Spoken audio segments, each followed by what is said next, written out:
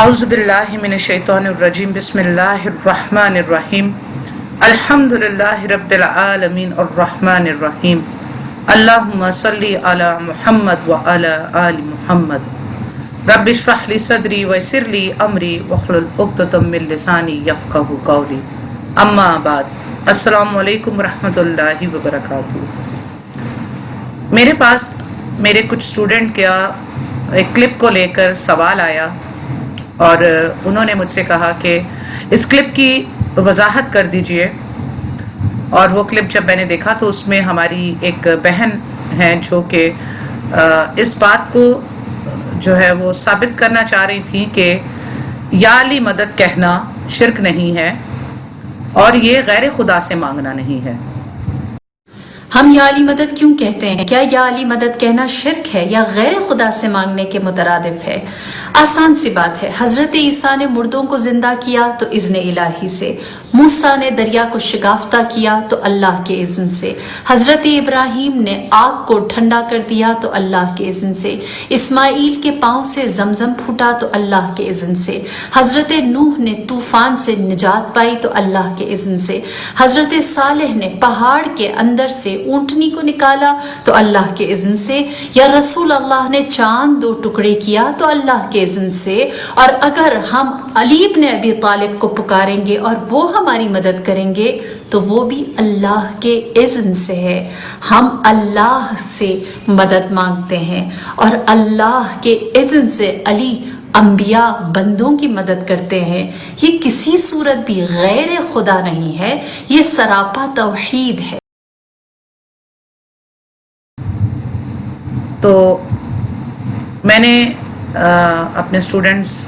से वादा किया था कि मैं फारिग होते ही उनके इस क्लिप का जवाब ज़रूर दूंगी। तो ये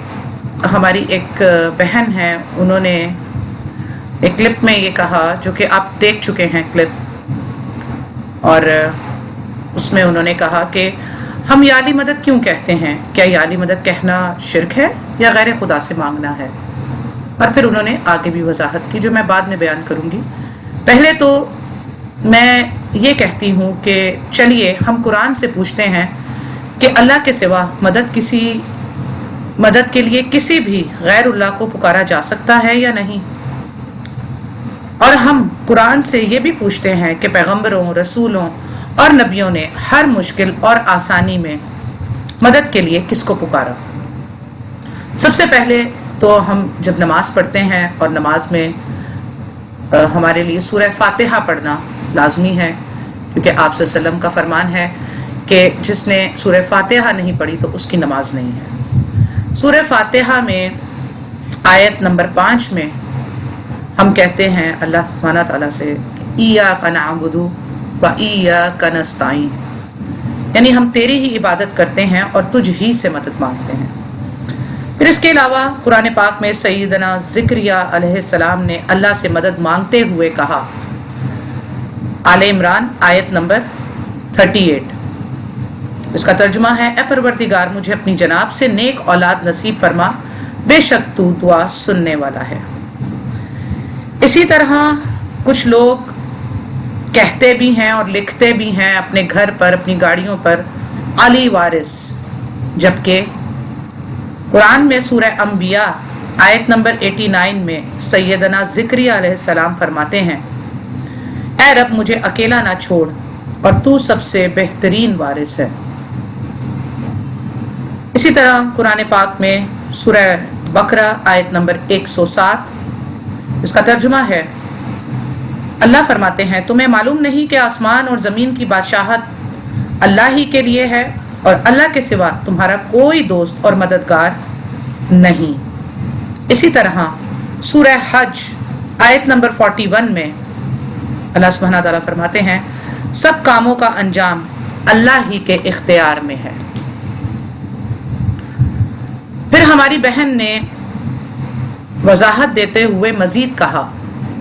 जैसे कि उन्होंने एक सवालन एक बात शुरू की कि हम या अली मदद क्यों कहते हैं, क्या या अली मदद कहना शिर्क है या गैर खुदा से मांगना है। और इसी बात को कंटिन्यू करते हुए उन्होंने वजाहत की कि حضرت عیسیٰ نے مردوں کو زندہ کیا تو اذن الہی سے، موسیٰ نے دریا کو شگافتہ کیا تو اللہ کے اذن سے، ابراہیم نے آگ کو ٹھنڈا کیا تو اللہ کے اذن سے، اسماعیل کے پاؤں سے زمزم چھوٹا تو اللہ کے اذن سے، نوح نے طوفان سے نجات پائی تو اللہ کے اذن سے، صالح نے پہاڑ سے اونٹنی کو نکالا تو اللہ کے اذن سے، رسول اللہ صلی اللہ علیہ وآلہ وسلم نے چاند کے 2 ٹکڑے کیے تو اللہ کے اذن سے۔ اور یہی بات کہتے ہوئے انہوں نے کہا کہ اسی طرح ہم علی ابن طالب کو پکاریں گے اور وہ ہماری مدد کریں گے تو وہ بھی اللہ کے اذن سے۔ تو یہاں پر میری معصومانہ گزارش ہے اپنی بہن سے کہ ہماری بہن کو یقینی طور پر اس بات کا علم نہیں ہے اور قطعاً نہیں ہے کہ ان سب پیغمبروں نے اپنی زندگی میں زندہ رہتے ہوئے اللہ کے اذن سے معجزے دکھائے، نہ کہ اپنی وفات کے بعد۔ یہ جو کچھ بھی ہوا ہر شے ہی اللہ کے اذن سے ہوتی ہے، اللہ کے حکم کے بغیر تو ایک پتا بھی نہیں گرتا۔ لیکن ان سب پیغمبروں نے اپنی زندگی میں زندہ رہتے ہوئے یہ سب کام کیے۔ ہماری بہن کی یہ بات قرآن کے سراسر خلاف ہے، کیونکہ اس دنیا سے رخصت ہونے کے بعد کوئی عام انسان، صحابی یا ولی تو دور کی بات کوئی پیغمبر بھی کسی کی مدد نہیں کر سکتا۔ اگر ایسا پاسبل ہوتا تو آپ صلی اللہ علیہ وآلہ وسلم اس دنیا سے رخصت ہونے کے بعد اپنے صحابہ کی مدد کو آتے۔ کئی صحابہ کا معاملہ آپ جانتے ہیں کہ ان کے ساتھ کیا کیا معاملات ہوئے، یہاں تک کہ آپ صلی اللہ علیہ وسلم اپنی حیات میں بھی اپنے چچا حضرت حمزہ رضی اللہ تعالیٰ عنہ کو نہیں بچا سکے وحشی کے وار سے۔ اور اسی طرح اور بھی ایسے بہت سے معاملات ہوئے۔ جو اسلام کے پہلے شہید ہیں حضرت سیدنا یاسر اور ان کی بیوی سمیہ، انہیں نہیں بچا سکے۔ یہ تو زندگی کی بات ہے، تو فوت ہونے کے بعد کیسے کوئی کسی کی مدد کر سکتا ہے، چاہے وہ پیغمبر ہی کیوں نہ ہو۔ سورہ نحل آیت نمبر 20 اور 21 جس کا ترجمہ ہے، اور جن جن کو یہ لوگ اللہ کے سوا پکارتے ہیں وہ کسی چیز کو پیدا نہیں کر سکتے بلکہ وہ خود پیدا کیے ہوئے ہیں، مردے ہیں زندہ نہیں، بلکہ انہیں تو یہ شعور بھی نہیں کہ کب اٹھائے جائیں گے۔ اسی طرح جو اللہ کے علاوہ سیدنا علی رضی اللہ تعالیٰ عنہ کو فوت ہونے کے بعد پکارتے ہیں تو سورہ فاطر آیت نمبر 22 یہ انہی کے لیے ہے، جس کا ترجمہ ہے، اور زندے اور مردے برابر نہیں، اللہ جس کو چاہتا ہے سنا دیتا ہے، اور آپ صلی اللہ علیہ وآلہ وسلم ان لوگوں کو نہیں سنا سکتے جو قبروں میں ہیں۔ اب آپ یہ اندازہ لگا لیجئے کہ یہاں پر قرآن میں نبی صلی اللہ علیہ وآلہ وسلم کو یہ کہا جا رہا ہے کہ زندے اور مردے برابر نہیں ہیں، اللہ جس کو چاہتا ہے سنا دیتا ہے، اور آپ صلی اللہ علیہ وسلم ان لوگوں کو نہیں سنا سکتے جو قبروں میں ہیں۔ تو پھر آج 1450 سال بعد ہم میں سے کس کی جرت ہے کہ وہ سیدنا علی کو ان کی قبر میں کچھ سنائے یا ان کو پکارے اور وہ اس کو سن سکیں، جب رسول اللہ صلی اللہ علیہ وآلہ وسلم کو اللہ سبحانہ تعالیٰ فرما رہے ہیں کہ آپ ان کو نہیں سنا سکتے جو قبروں میں ہیں، تو پھر ہماری کیا مجال۔ اسی طرح جو لوگ اللہ کے ساتھ کسی زندہ کو اس کی غیر حاضری میں یا کسی فوت شدہ ولی کو مدد کا وسیلہ بنانے کے لیے پکارتے ہیں، تو اس کے لیے سورہ زمر کی آیت نمبر 3 میں اللہ تعالیٰ فرماتے ہیں، خبردار اللہ ہی کے لیے خالص عبادت کرنا ہے، اور اس کے سوا جن لوگوں نے اولیاء بنا رکھے ہیں اور وہ کہتے ہیں کہ ہم ان کی عبادت نہیں کرتے، لیکن یہ بزرگ ہماری رسائی اللہ کے مرتبے تک کرا دیں گے۔ یہ لوگ جس بارے میں اختلاف کر رہے ہیں اس کا سچا فیصلہ اللہ خود کرے گا، جھوٹے لوگوں کو اللہ راہ نہیں دکھاتا۔ لیکن ہماری بہن تو سیدنا علی رضی اللہ تعالیٰ عنہ کو فوت ہونے کے بعد مدد کے لیے پکارنے کا درس دے رہی ہیں، جبکہ قرآن رسول اللہ صلی اللہ علیہ وآلہ وسلم کو ان کی زندگی میں فرما رہے ہیں۔ سورہ جن آیت نمبر 20 اور 21، اس کا ترجمہ ہے، آپ صلی اللہ علیہ وسلم کہہ دیجئے کہ میں تو صرف اپنے رب ہی کو پکارتا ہوں اور اس کے ساتھ کسی کو شریک نہیں کرتا۔ آپ صلی اللہ علیہ وسلم کہہ دیجئے کہ مجھے تمہارے کسی نفع یا نقصان کا کوئی اختیار نہیں۔ سورہ جن آیت نمبر 23 کا ترجمہ ہے، البتہ میرا کام اللہ کی بات اور اس کے پیغامات لوگوں تک پہنچا دینا ہے۔ اب جو بھی اللہ اور اس کے رسول کی بات نہ مانے گا تو اس کے لیے جہنم کی آگ ہے جس میں ایسے لوگ ہمیشہ رہیں گے۔ ہماری بہن نے مزید یہ کہا کہ ہم اللہ سے مدد مانگتے ہیں اور اللہ کے اذن سے علی، انبیاء اور بندوں کی مدد کرتے ہیں، تو یہ کسی بھی صورت غیر خدا نہیں بلکہ سراپا توحید ہے، نعوذ باللہ۔ ہماری بہن نے یہ کہا کہ اللہ کے اذن سے علی، انبیاء، نبی نہیں خالی انبیاء، جبکہ سیدنا علی کی زندگی میں ایک ہی نبی جو آخری نبی تھا اور وہ ہمارے پیارے رسول صلی اللہ علیہ وآلہ وسلم تھے، لیکن یہاں پر ہماری بہن نے نبی بھی نہیں بلکہ انبیاء کہا کہ اللہ کے اذن سے علی انبیاء اور بندوں کی مدد کرتے ہیں۔ یہاں سے یہ معلوم ہوتا ہے کہ بہن کا عقیدہ یہ ہے کہ علی خود پیدا ہونے سے پہلے بھی انبیاء کی مدد کرتے تھے، کیونکہ ظاہری سی بات ہے انبیاء سے مراد تو نبی صلی اللہ علیہ وسلم سے پہلے کے نبی اور رسول ہیں، پیغمبر ہیں، تو اس وقت تو آپ صلی اللہ علیہ وسلم بھی ان سے نہیں مل سکے، موجود ہی نہیں تھے، پیدا ہی نہیں ہوئے تھے۔ لیکن ہماری بہن کا یہ عقیدہ جو کہ بہت ہی زیادہ خطرناک ہے کہ وہ کہتی ہیں کہ علی انبیاء کی مدد کرتے تھے، ٹھیک ہے، مطلب مدد کرتے ہیں، کیونکہ یہ بات بہت ہی زیادہ عقیدے کے خلاف، کیا یعنی کہ اس بات کی کوئی لاجک، کوئی دلیل، کوئی چیز کچھ بھی نہیں ہے، لیکن انہوں نے اتنی بڑی بات کہی کہ علی جو ہے وہ انبیاء کی مدد اور بندوں کی مدد کرتے ہیں۔ تو یہ بہن کا عقیدہ ہے کہ علی خود، اس سے ان کا عقیدہ یہ معلوم ہوتا ہے، کیونکہ یہ تو اسی طرح پاسبل ہے کہ علی رضی اللہ تعالیٰ عنہ خود پیدا ہونے سے پہلے بھی انبیاء کی مدد کرتے تھے، کیونکہ انبیاء کو تو کسی زندہ انسان کی مدد کی ضرورت دنیا میں ہی ہوتی تھی۔ تو بہن کا یہ عقیدہ ہے کہ علی پیدا ہونے سے پہلے اور فوت ہونے کے بعد بھی انبیاء اور بندوں کی مدد کرتے ہیں۔ تو چلیے قرآن سے پوچھتے ہیں کہ یہ عقیدہ سچا ہے یا باطل ہے۔ آل عمران آیت نمبر 44، جس کا ترجمہ ہے، یہ غیب کی خبروں میں سے ہے جسے ہم تیری طرف وحی سے پہنچاتے ہیں، تو ان کے پاس نہ تھا جبکہ وہ اپنے قلم ڈال رہے تھے کہ مریم کو ان میں سے کون پالے گا، اور نہ تو جھگڑے کے وقت ان کے پاس تھا۔ دیکھ لیجئے کہ قرآن نبی صلی اللہ علیہ وآلہ وسلم کے لیے فرما رہا ہے کہ مریم کے زمانے میں تم وہاں موجود نہیں تھے، مگر ہم تمہیں ان کا ذکر وحی کے ذریعے بتا رہے ہیں۔ تو پھر بتائیے سیدنا علی رضی اللہ تعالیٰ عنہ اس بات کے کیسے مکلف ہو سکتے ہیں کہ وہ اپنے پیدا ہونے سے پہلے انبیاء کی مدد کر سکیں یا فوت ہونے کے بعد انبیاء اور بندوں کی مدد کر سکیں؟ ہاں، البتہ جب سیدنا علی رضی اللہ تعالیٰ عنہ زندہ تھے تو انہوں نے نبی صلی اللہ علیہ وآلہ وسلم کی دین میں مدد بھی کی اور ان کی فرما برداری کی، نہ کہ انبیاء کی مدد کی، کیونکہ آپ صلی اللہ علیہ وآلہ وسلم اپنے وقت میں واحد اور آخری نبی تھے۔ تو سیدنا علی رضی اللہ تعالیٰ عنہ نے باقی انبیاء کی مدد کب اور کیسے کی؟ پھر اس کے بعد ہماری بہن نے یہ بھی کہا کہ علی کی مدد کے لیے،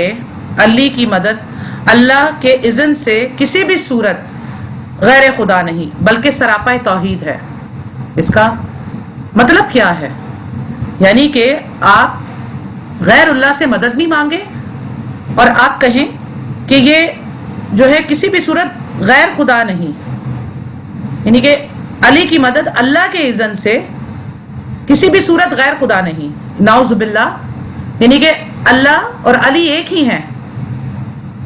نعوذ باللہ، استغفر اللہ من ذالک۔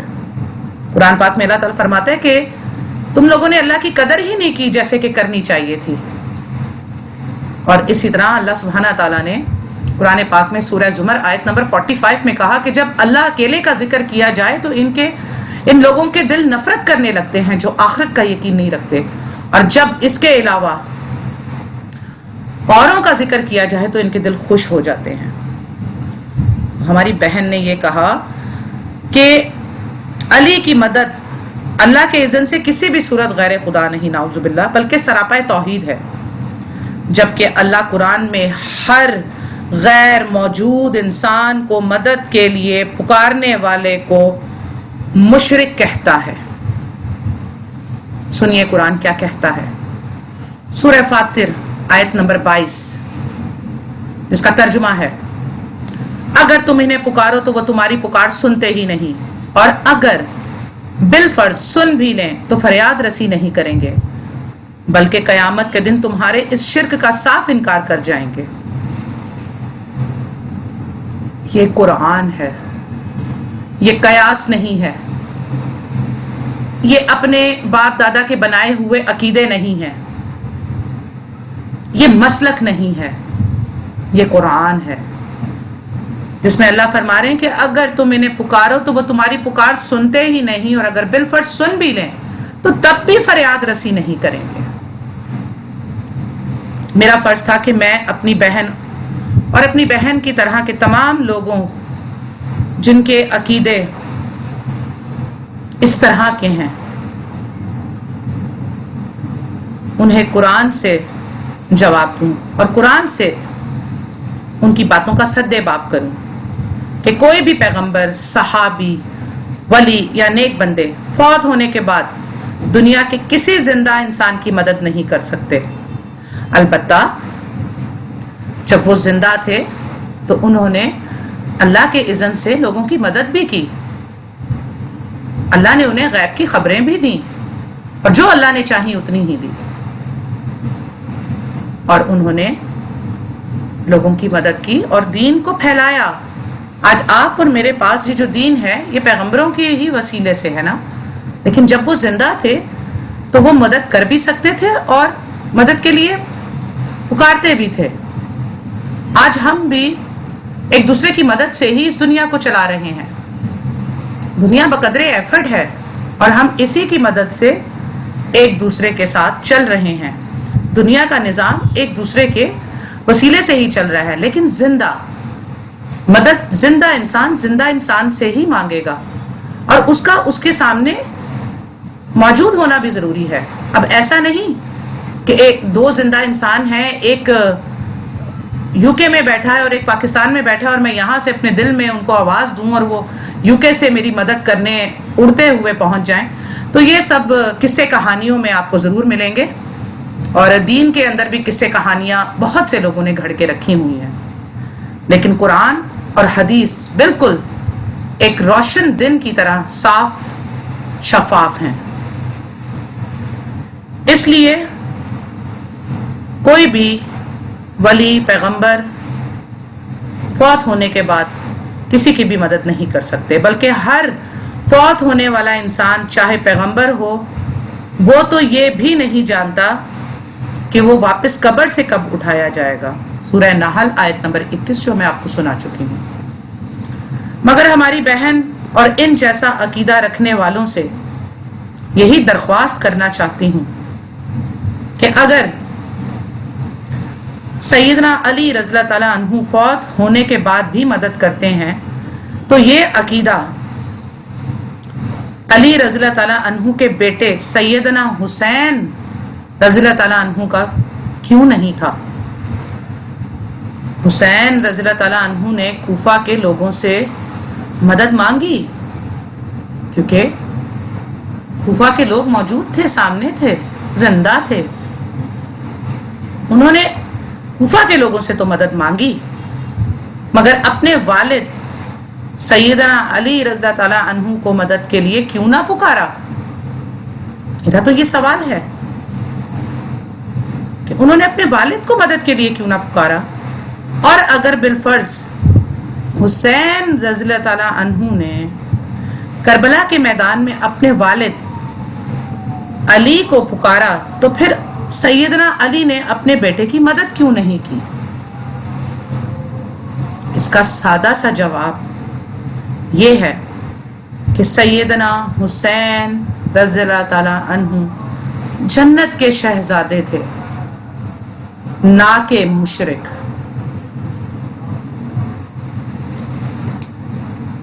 قرآن ہمیں بتاتا ہے کہ سب سے زیادہ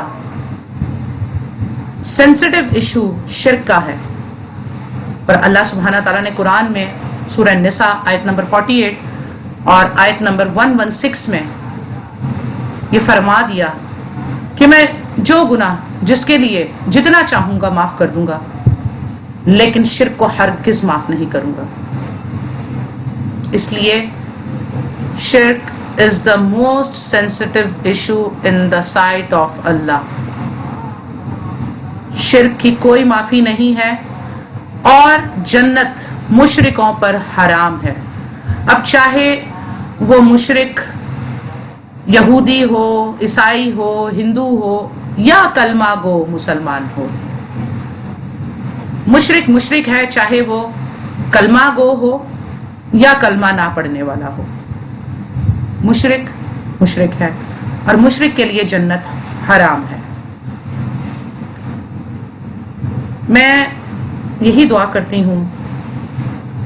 کہ اللہ سبحانہ تعالیٰ ہم سب کو قرآن اور مستند احادیث کو صحیح طرح سمجھ کر پڑھنے کی،